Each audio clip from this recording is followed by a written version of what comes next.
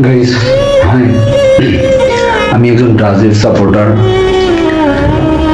তো অনেক অনেক ছোটবেলা থেকে ব্রাজিল সাপোর্ট করি, অনেক বেশি ভালোবাসতাম ব্রাজিলকে। তো অনেক হয়েছে, আর না। কি ভাবছো ব্রাজিল সাপোর্ট করা ছেড়ে দিব?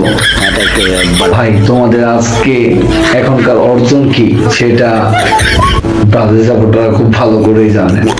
তো দেখো কি অর্জন তোমাদের।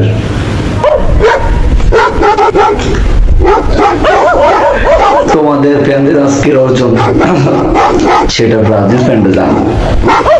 সো এখানে কোনো প্রশ্নের উত্তরই নেই।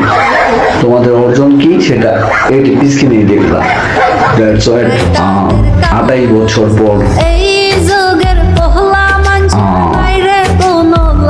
বোনের জামাই যখন বাবা হয় তখন তার পাওয়ার কিসে সেটা দেখো।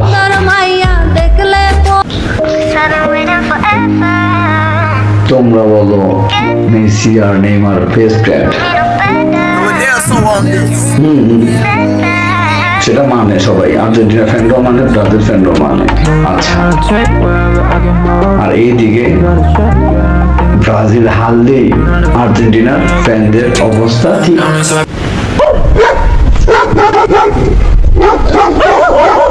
This is true, guys. Love you, Brazil. Hello, Brazil. জিতলো ব্রাজিল। আমরা কাপ দেখে ট্রফি দেখে ব্রাজিল করি না।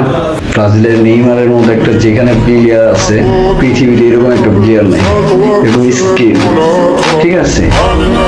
এরকম অর্জন কয়টা প্লেয়ার দেখাইতে পারছে?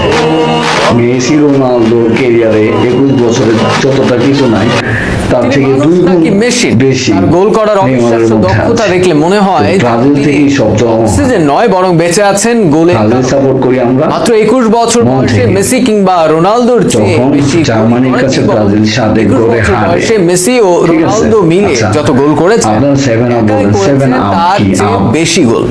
কাকে নিয়ে কথা বলা হচ্ছে তা এতক্ষণে বুঝেছেন। মানে কি? মূর্খর দল। আপ মানে কি?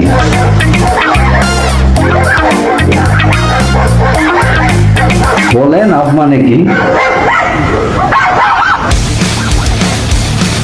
ব্রাজিল একটা গোল দিয়েছিল, একটা 7টা খাইছে। আপ তখনই হয় যখন উপরে ওঠে, ঠিক আছে? মূর্খর দল। আর বারবার 7 আপ বলতেছো। তোমরা তো মুসলমান না মিয়া, ইহুদি হয়ে যেতেছো বা তোমরা 7 আপে প্রমোট করতো। 7 আপে প্রমোট করো যেখানে মজু কিনলেই ফিলিস্তিনি পাইতেছে 1 টাকা, সেখানে তোমরা ইহুদি হয়ে যেতেছো। হিংসা ভালো, ঠিক আছে? হিংসা ভালো, সেটা তোমাদের ব্যবহারেই দেখা যায়।